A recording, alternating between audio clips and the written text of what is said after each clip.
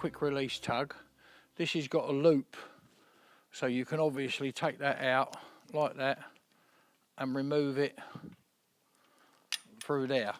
Quick release. So if you're in trouble for whatever reason, you can get the horse out of the vehicle. That's the purpose of quick release shafts. They're very old actually, the quick release. People think it's a new invention. That was on army harness in the First World War. The other option you've got with this particular type of shaft, so the shaft continues past the loop forward, is you can bring that up, put it back together and use it as a conventional shaft. So it just goes straight through, so you can pull your vehicle back, you can see, and this just comes straight in there. So as you can see, the tug can sit in front of this loop. This piece here acts as a tug stop. The problem you've got with that is these shafts are not long enough. I'll show you with an old conventional shafts. So although it gives you those options, the problem is if your shaft rides up here and you turn your horse around this way, can you see that? Straighten his neck. Yeah? Come over, darling. He's a good boy. I don't want to hurt the horse to prove a point, but you can see that's right in his neck. Also what it can do, whoa, come back, come back, come back there. Come over. Also, your next problem is, as the horse is moving, you can get this effect, you know, where it comes behind the collar.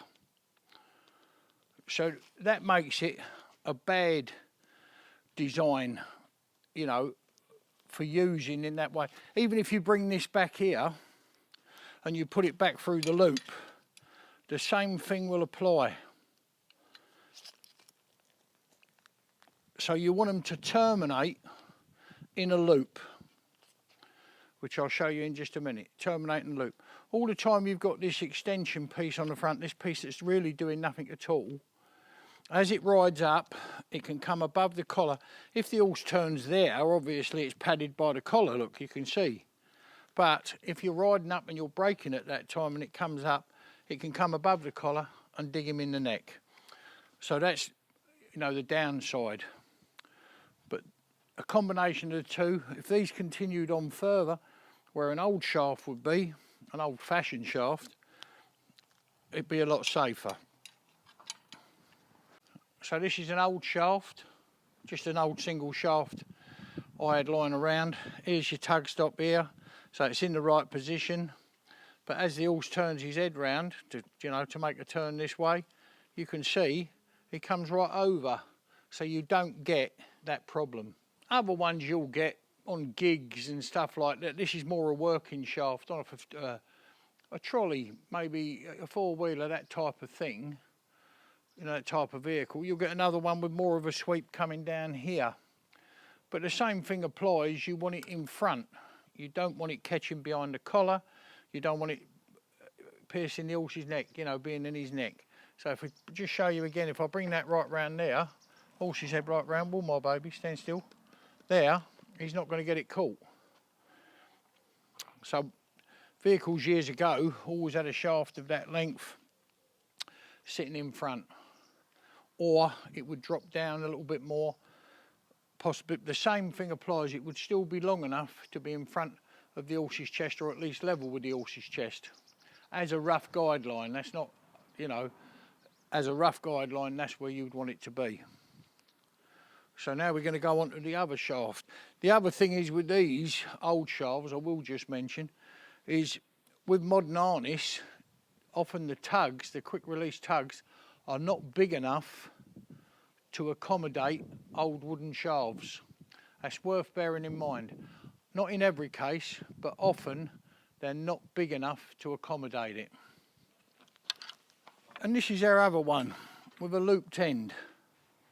Now obviously you don't get the problem anymore with it getting behind anything or digging the horse, because there's a nice end here. If we bring that round, you can see it's not going to happen. So when you're buying a vehicle and harness, look at what harness you've already got. look at the vehicle you're buying. And remember, these are ideal, they'll pass through. If you've got an old set of harness, tugs won't be any good because they won't open up. So it's a bit of a catch-22, so you want to be pretty sure of what you're doing. And hopefully this will help you to see. So this is a quick release, easily comes out. Yep, put it back in.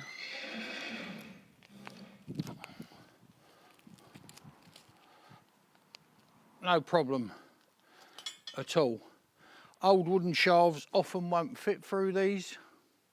And the other one that try and combine the two with a loop to put this through, an extension, often those shafts, varying makes do it, varying manufacturers do it, but they're not long enough to go in front of the horse's chest here so that he never gets it in his neck or his chest or behind here or here, anywhere.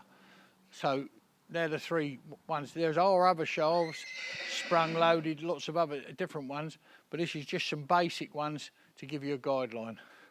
I prefer these ones personally myself for what we do. We're training young horses all the time. Obviously they're going to fidget and turn when you don't want them to, when they're getting used to things, and this is not going to hurt them. So although they're really designed for, they come in with marathon driving, you know, cross country FEI, they come in for that. They're very good, even for everyday exercise work, they're lovely. Bear in mind, another thing to bear in mind is, if you've got a cart like this for exercise, then you go and put your horse into a gig or a four-wheel dog cart or something, old-fashioned vehicle, an old vehicle, or an old style of vehicle, you might well find your shafts are here. So when you turn, the horse might be a bit surprised to find something, you know, resting against him. So they're the three different shaft ends. I prefer these for what we do.